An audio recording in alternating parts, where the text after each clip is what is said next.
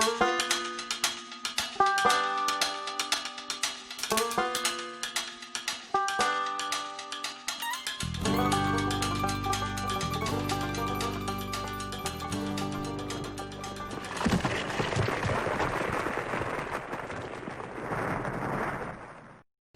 there, and welcome to Curmudgeon in the Cellar TAKEOVER.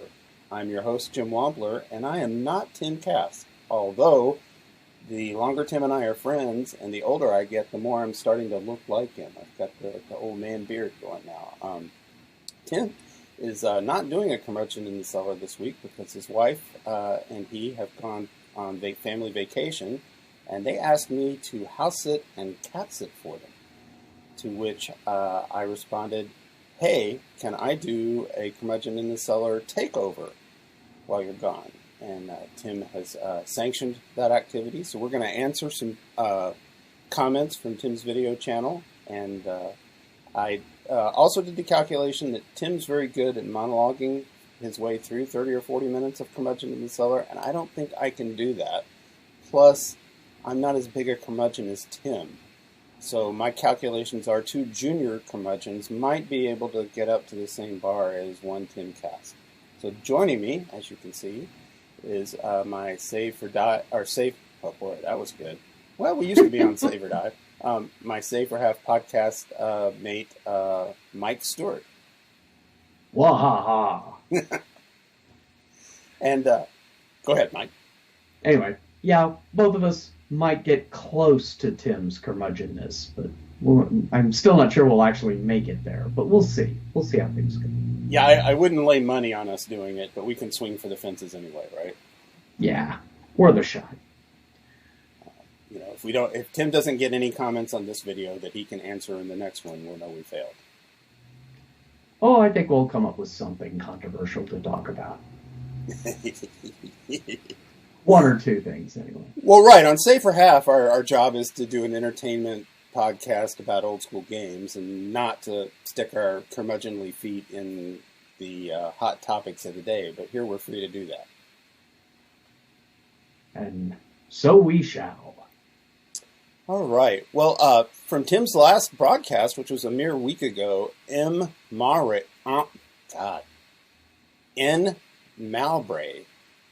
commented, do high-level spells have permanent effects on caster's body parts as part of the cost to cast that spell?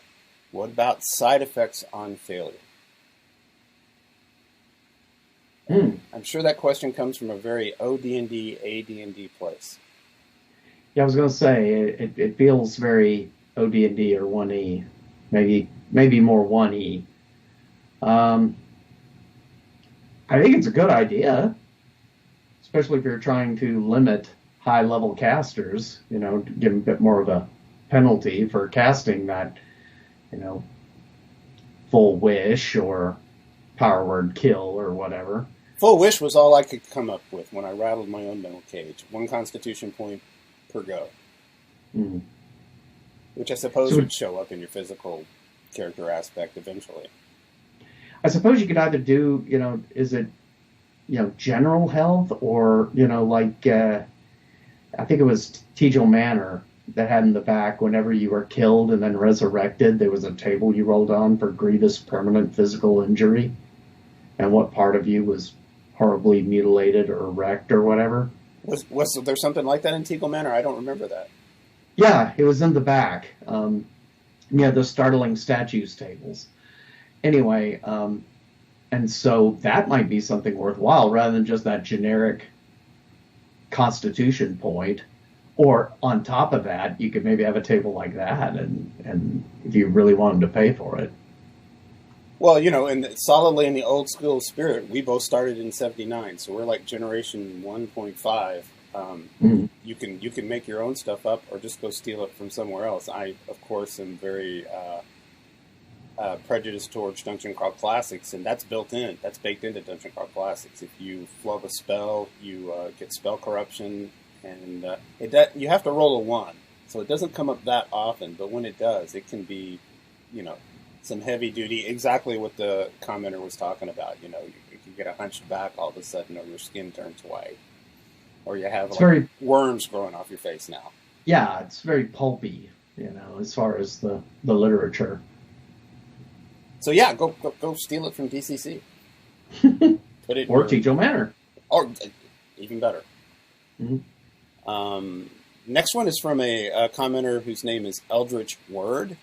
And he asks what Tim thinks about this, and I can do some supposition on why Tim thinks what he thinks, but we'll focus on what we think. The Eldritch Word says, Tim, why do you not like spell point systems? Why do you feel it's inferior to the Vancian magic of D&D? Also, why not AC as damage reduction rather than the to-hit stat of OD&D?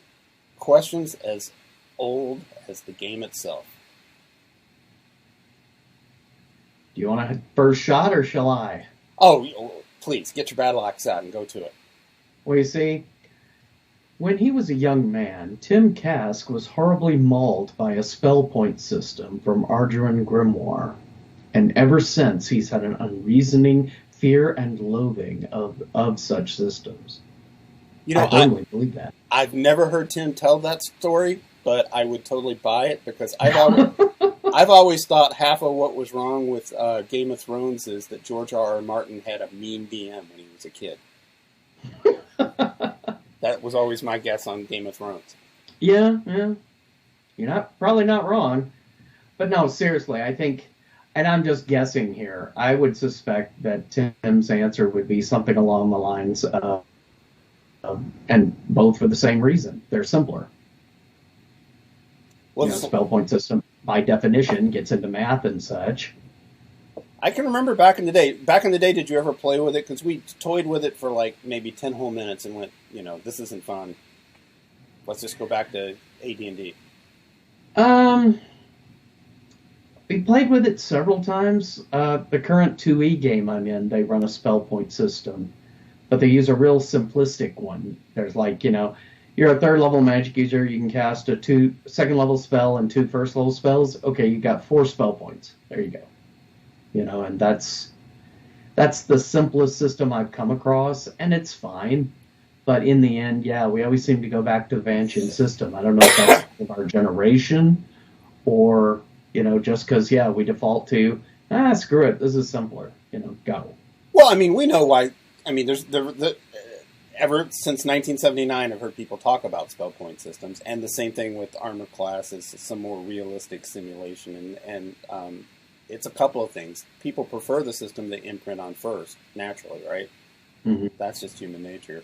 But, if I'm being honest, I think even back in the day, I looked at the spell point system and understood on some level that was just people trying to game the rules for more power. Oh, yeah. More power or more versatility. And, it just, I think in the end, it depends, like you said, it's what we've imprinted on, and it's simpler. It's an easier system. And naturally, if you like a really tactical combat system, the OD&D/1E AD&D system really just isn't going to scratch your itch very much, because it's an abstracted system. So, Did you ever have the Spellcaster's Bible back in the day, that little brown book-sized pamphlet? No. I still have mine, and I conned my brother into letting a lot of those spells into the game, but not the spell point system. That was the 10 minutes we dinked with it. For maybe it lasted 2 games. Mm-hmm. Well, if I'd had it back in the day, yeah, we would have tried it, because again, the big difference between basic expert D&D or Holmes basic and AD&D never really struck us. Like we've said, on the podcast, we all just used what we wanted and ignored what we didn't.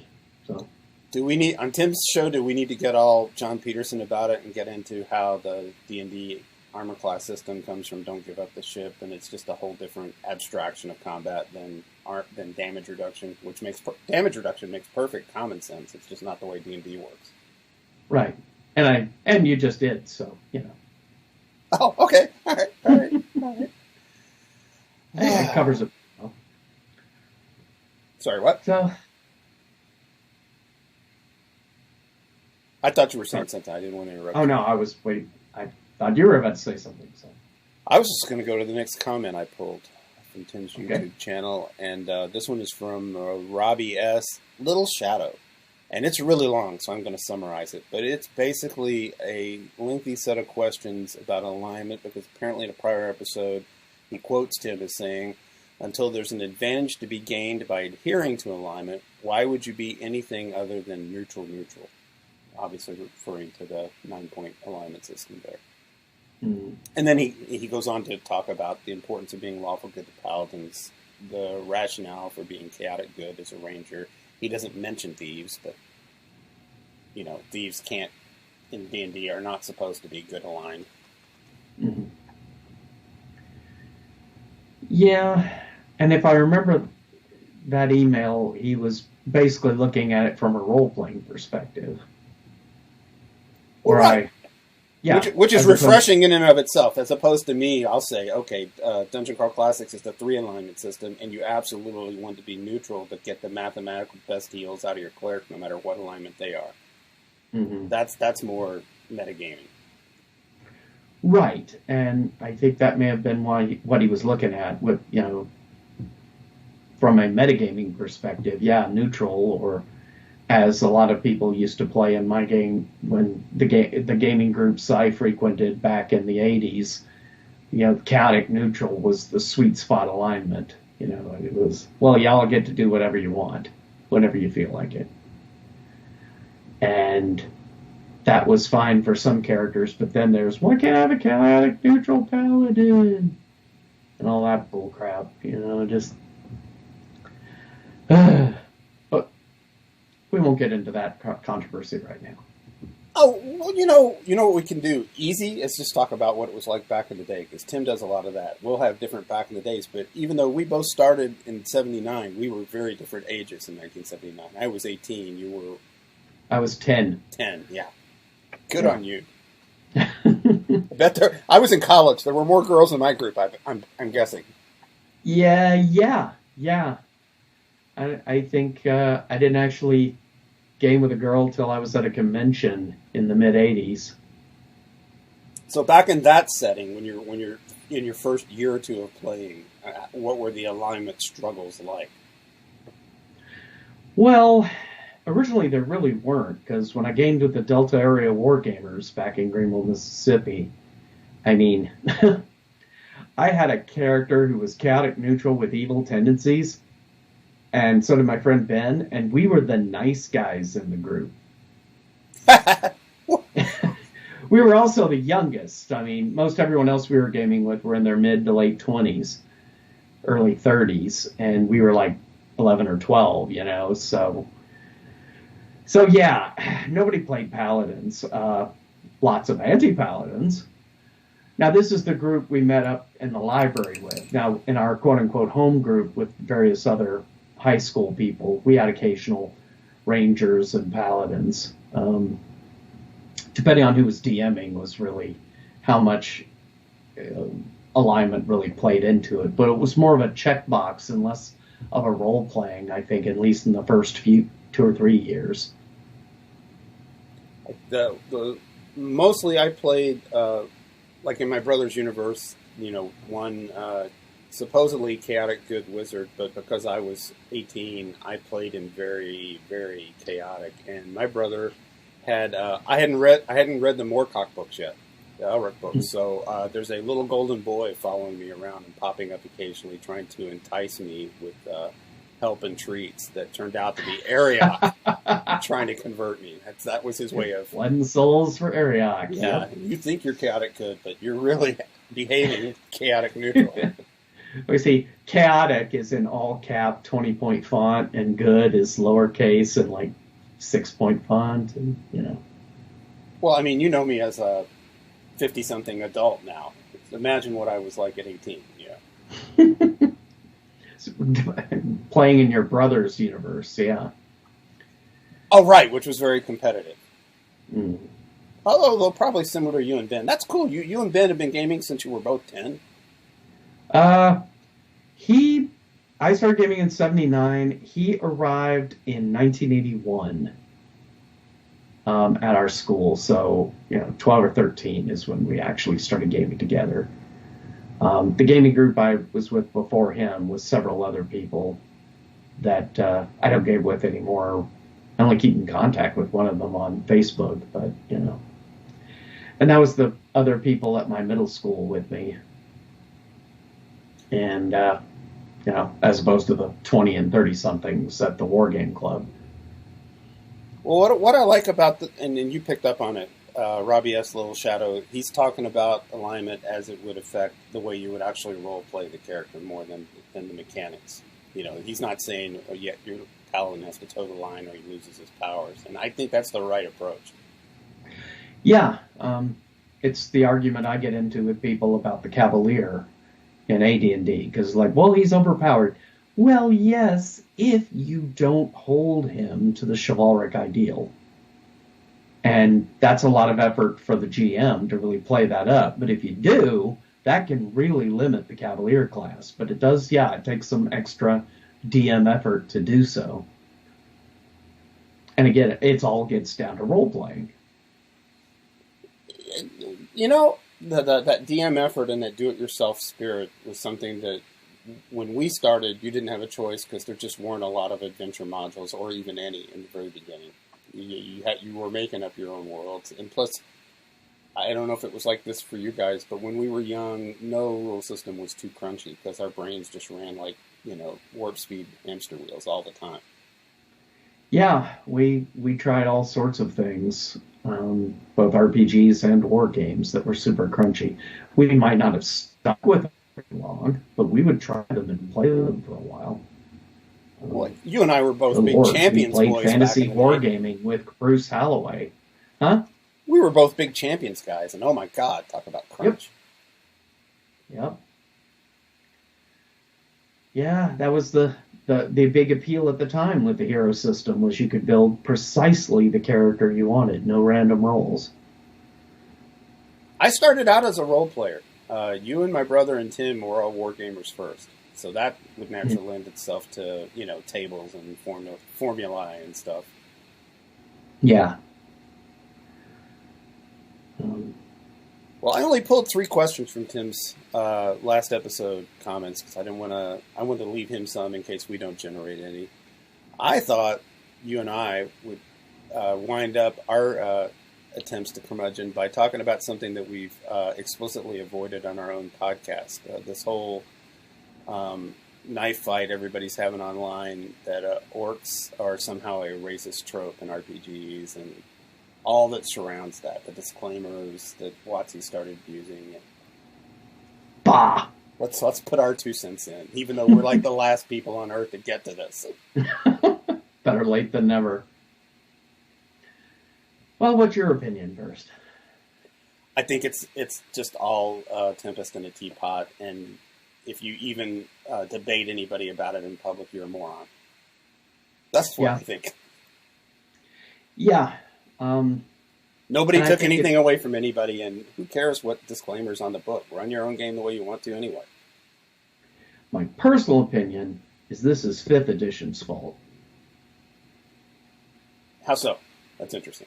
Because back in the old days, when orcs were pig-faced and green, there wasn't an argue about their inherent humanity or whatever.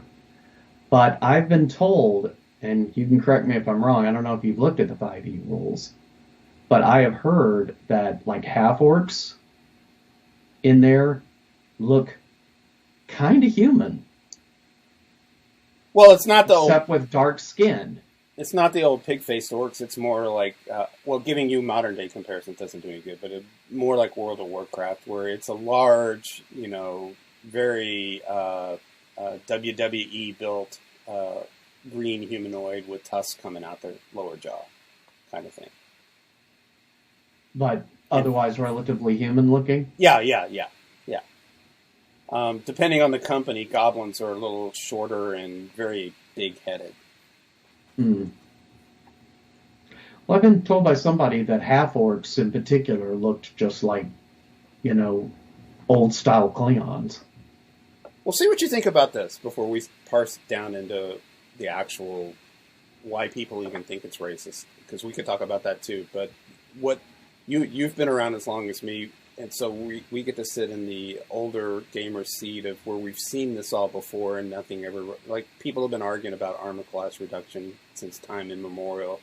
And all of this reminds me of the Satanic Panic. And suddenly second edition is yanking the devils and demons out of all the monster books. And the monk and the assassin and yeah. It's just a reaction to perceived pressure, in that case, from evangelical groups. In this case, it's something else. Yeah, well, it's the Black Lives Matter movement, I think. Black Lives Matter, yeah. The idea about mistreatment of minorities, which is, a bad thing and obviously needs to stop. But I think, in a way, it bleeds over into our fandom. And I think part of the problem with D&D is there's always been kind of an ambivalence about the idea of a intelligent, sentient being inherently evil. People tend to be uncomfortable about that because by saying all this particular race is evil is kind of an awkward sitch. But it's something that was addressed way back in the day by good GMs and good players. I mean, we've all had like the baby goblin problem in our games. I mean, it's that idea is a trope so old it's been satirized in Knights of the Dinner Table decades ago. Right, and I can understand it, but at the same time, what I think gets lost, at least with old school D&D, is the idea that good and evil are cosmic forces that run through the entire world and most creatures in it. Like, I can never say his name. Who's the orc god, the one-eyed Cyclops guy? Grazd. Okay. Grummish. Grummish, there you go. That's what I was thinking. Yeah. And, that plays into it. Well, why are they evil? Well, because they're influenced by cosmic evil. It's not so much a choice, it's they're a monster, that's what they are. That's how I've always played it. There's creatures that are good, they're inherently good, they cannot be anything but good. Humanity, and to a lesser extent the demi-human races, get to choose which direction they follow. Most of the other races don't. Oh, why? That abstraction of which species have souls and which have spirits. Gygax had some kind of whole system for that. Yeah. So does that mean there can't be a good orc? No, of course it doesn't. Especially a dramatic character in your game. That's gold. To present something to the players that's counter to expectations. I had a magic item once. It was an arrow of reversal. And if you're hit with the arrow, it doesn't change the first part of your alignment, lawful, neutral, or chaotic, but it reverses the second half of your alignment. So if you're chaotic good, you're chaotic evil. If you're chaotic evil, you're chaotic good. So one minute you're a ranger and the next you're an IRS collector? Or at one point I had a beholder hit with one, and suddenly he's chaotic good. For as long as the arrow is stuck in his back, but it was really kind of a weird a way to introduce some differences in there without, because then it becomes freezing up. Does everyone stop and wait for the beholder to act first because it might be good? Well, that's a good way to get toasted.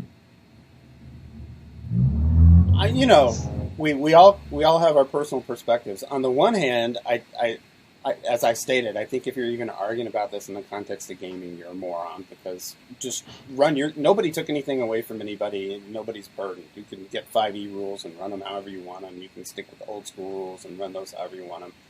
But on the other hand, the part I'd rather see, the part that is important is just general representation in the game.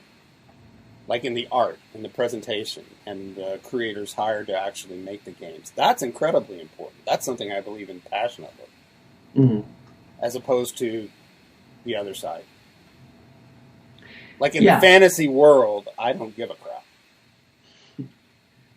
And in the end, we're arguing about a fantasy world to begin with. So like you said, the argument. I guess in summation, if you want a world where all intelligent beings can choose their direction and everything, then yeah, maybe you want to get away from all orcs are evil. If you do have the cosmic forces of the universe playing an active role in your world through monsters and magical creatures, then you'll probably want to do that. I mean, well, and it's either or. It's how good a story you want to tell. Like, is there one good Nazi somewhere in Nazi Germany in 1941? Okay, so they decide to help the French underground, but the blowback on them from everybody that's around them is going to be incredibly dangerous. Right. Whatever direction you decide, the most important thing is, as long as it's not happening in the Forgotten Realms. Well, I don't get that. Why? I'm being sarcastic. I don't like the Forgotten Realms.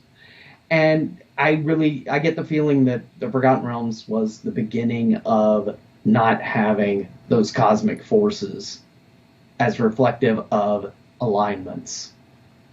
You know, because the Forgotten Realms is high fantasy, I just get the feeling when I played in it, maybe I had the wrong DMs in it, but it all just felt very... Everything's a matter of choice. And it just...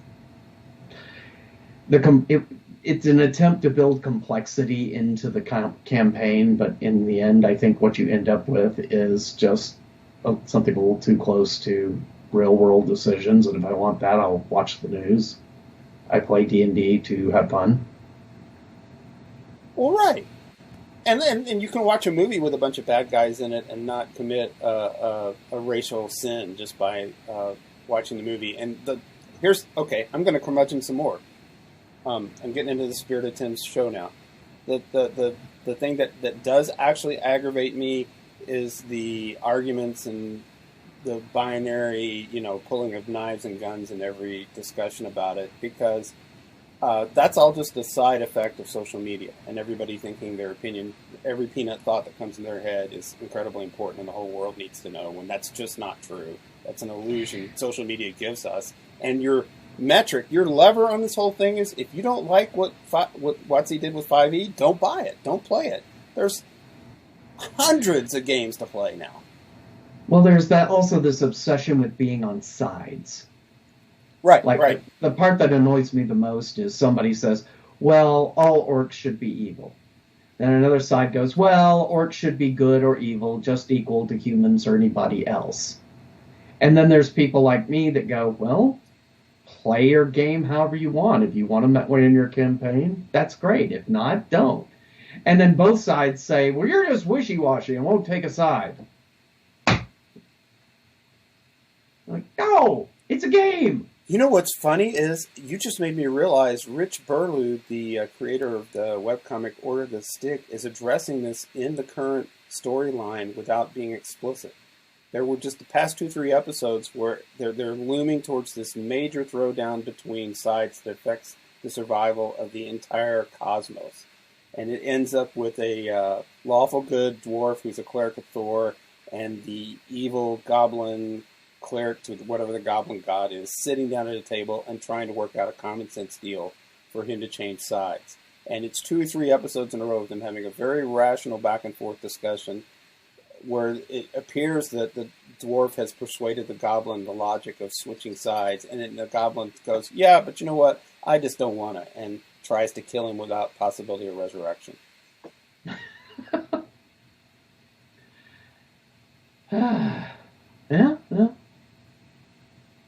But, well, let's see. Tim usually does 30 or 40 minutes worth, the 28-minute mark. I think we just about wrapped it up. At least we filled the air like Joan Rivers used to do for Johnny Carson. I don't think we were as funny or as informative as Tim usually is. Well, yeah. Was there any other, or did we pretty much cover both? I had written down, I changed my notes since I sent the show notes to you, just the whole you're playing it wrong thing, which I don't know how much curmudgeoning I can do about the people that are out there saying you're playing it wrong, you have to play it my way, because it's bullshit. Buy what you like, play what you like, let everybody else enjoy what they want to enjoy. Problem solved. Why is that so fucking hard, Except for comedic effect. I mean, there are games that are not to my taste that I could bang on and be really funny, Friendship! But that's just because I like the style of game I like. Mm-hmm. Yeah. People, it's like when somebody asks me about Windows, and my joke response is, Windows is a fine operating system for those who choose to use it. Pathfinder is a fine role-playing game for those who enjoy it. Okay, yeah. Done. Or, it was a perfectly adequate movie. Well, let me ask you something then that relates to this topic, because things change as you grow older and remain a gamer. Who was that? I was talking to either Skeeter Green or Tom Tullis about this week. Today, right now, I'm perfectly happy playing Dungeon Crawl Classics with its really swingy, crazy magic system, where you can cast a flaming hands and burn your character's luck and stats to the ground and open up a magma vent that'll take out a sandworm on the purple planet. You can do that. Maybe I was talking to you about this earlier. Yeah, I remember that. But I'm equally happy when Todd Bunn at Gateway Games runs us through first edition AD&D, and I've got my magic user with spells that work like physics. Mm-hmm. And I know exactly what's going to happen when I polymorph the dwarf into a rust monster. Well, it's verisimilitude, quote-unquote realism in the context of the game, so it's what you expect. Well, I think my point is, when we were young, we would try everything, right? Mm-hmm. And as you get older, you get more and more set into things you like. But that's an example of where it just depends on the game we're playing. Like if it was Pathfinder and you were running it, Mike, and it was Liz and maybe, Corbett and Glenn, and I don't know, Glenn's grandson, and somebody was running us all through Pathfinder, I'd do that in a second. Because it would be you guys. And it also depends on the DM, too, because you get a good enough DM, and it can make, time ship fun. But, yeah, you can have AD&D First Edition or Dungeon Crawl Classics. You got a crappy DM, and you get bored.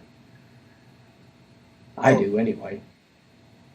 Well, you and I have talked about it before. How many decades are we on now? 4 or 5 decades of ever new rule systems that keep trying to fix bad DMs and crappy players.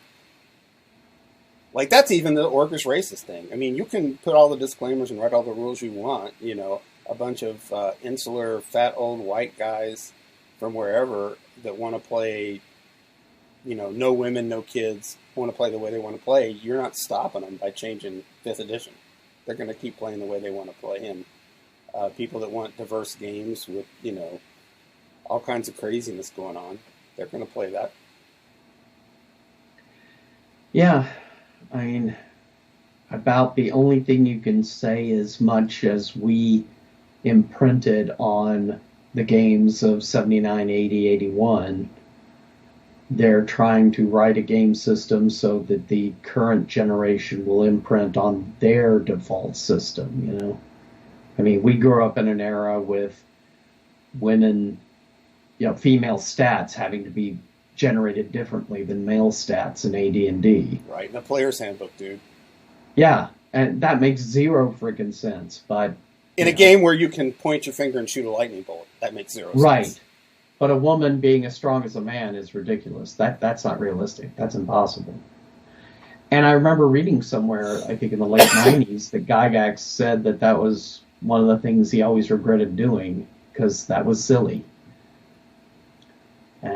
But it's kind of what we imprinted on. We didn't question it at the time because, well, that was the rules,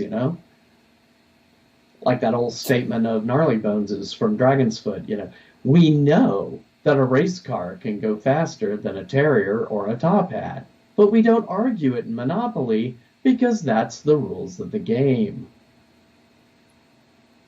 I don't know if this is appropriate for Tim's show, but I would enjoy your reaction to this. I'm going to go super deep on this because the the having seen it all before, okay, the satanic panic and D&D leads to devil worship, which all was patently false, and obviously so, but that didn't stop them from feeling the pressure to remove devils and demons from the game.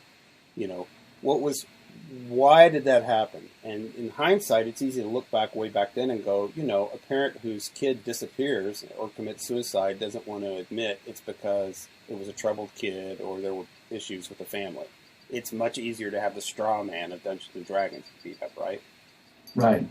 So I think this orcs or racist thing is the same thing. We've got systemic racism that we have to fix, but that's a lot of work and a lot of commitment, and some people don't want to. Let's just put it all on a tabletop role-playing game and try and burn it in effigy. I think there's some truth to that. It's also a lot easier to have to push Wizards of the Coast to change some text in some of their modules or books than it is to actually go out in the world. I mean, not denigrating the people who really think they're trying to make a change here, but it's a lot harder to do it in the real society, you know? Well, you know, I'm older than you. You know, even if it's not what I would do, it's their game now. It's a different generation. It's their game. Let them do what they want to do. What does Kirk say in Star Trek 3? You know, now, Mr. Scott, young minds, fresh ideas. Be tolerant. Yeah. Yeah, or when I did Victorious, you know, I had to take some terminology out referring to Native Americans. They weren't in there to be offensive. They were just pointing out, okay, Native Americans got the short end of the stick in this period of history, and that was really bad, you know. But I had to make sure that any limitations were not put to Native American characters that would be to any others. Even though I'm kind of like, well, but they did suffer them, and it's unfortunate, but that was the history of the time. But it's a game, you know. People want to have fun when they're playing a game, so I'll eventually came to the conclusion I'll stick to history as much as I can, but if it gets in the way of having fun, then bye-bye history. Or Monty Cook and, you know, what was that? Numenera? Yeah. Yeah, Numeria that had the Native American issues that he had to pull that. You know, in a way, it's kind of the same thing. Well, yeah. I mean, you know, I might be liberally minded and consider myself a feminist, but I'm a 59-year-old liberally minded feminist that grew up in the South. So, you know, if somebody challenges me, I got to look at it. Mm-hmm. Keep an open mind and at least look at it. Maybe in the end, that's the best message. Just keep an open mind, Yeah. Regardless of what side you're on. Well, you know, my philosophy for this is just make cool stuff and don't be a dick. I don't find that to be that hard. It's a lot of work. The Wheaton rule. Kind of, yeah. People should follow it. Just be nice to people. Yeah. But that's not very curmudgeonly. Oh, well. Oh, well. See, we can't measure up to Tim. No. Nope. Oh, you know what? I can't do it to Tim to especially on his show, talk about real Tim versus Curmudgeon and the Cellar Tim. You know, I happen to be friends with a guy with a heart of gold that's a yard wide, but yeah, you don't want to mess up his. Yeah, I don't want to mess up his image. Yeah. Well, remember, I hate gnomes and Liz loves kobolds. It's just how the image creates itself. And if you're arguing and blocking people on Facebook over whether or not orcs are racist, you're a moron. You are a moron. Yeah, that's a good curmudgeonly thing to start off, to end the things on. Yeah. Well, Mike, thanks for doing this with me. Oh, thanks for inviting me on board. Tim comes back Monday. He'll probably see it then, and we'll find out how much trouble we are or are not in, whether we made our save or take half. We'll never be on again. Well, that's going to wrap it up. Thanks, everybody, for watching. Hope you enjoyed it. Hasta.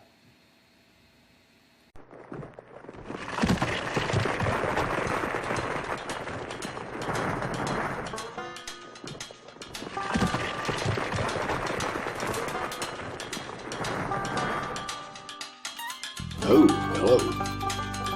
I'm still figuring out when this thing starts. Welcome to my cellar. He's the curmudgeon who wrote about the dungeons. Now he's the feller, live from the cellar. Talks about D&D and old school RPGs. Still quite a feller, the curmudgeon in the cellar. Last man around when them rates went down. Calling Gary in that Lake Geneva town. Hey Gary, it's an awful mess. Let me edit, we'll have success. D&D and Dragon Magazine. He's the curmudgeon who wrote about the dungeons. Now he's the feller, live from the cellar. Talks about D&D and old school RPGs, but he's still quite the feller, the curmudgeon in the cellar. Magic missile, it's a mortar shell. Make it hit in the first level spell. Brought psionics to the game to attack that wizard crane. PSR and fantasy, collection of micro armory. Titan with tramp under a tree, high as could be. He's the curmudgeon who wrote about the dungeons. Now he's the feller, live from the cellar. Talks about D&D and old school RPGs, but he's still quite the feller, the curmudgeon in the cellar. Still quite the feller, the curmudgeon in the cellar. Curmudgeon.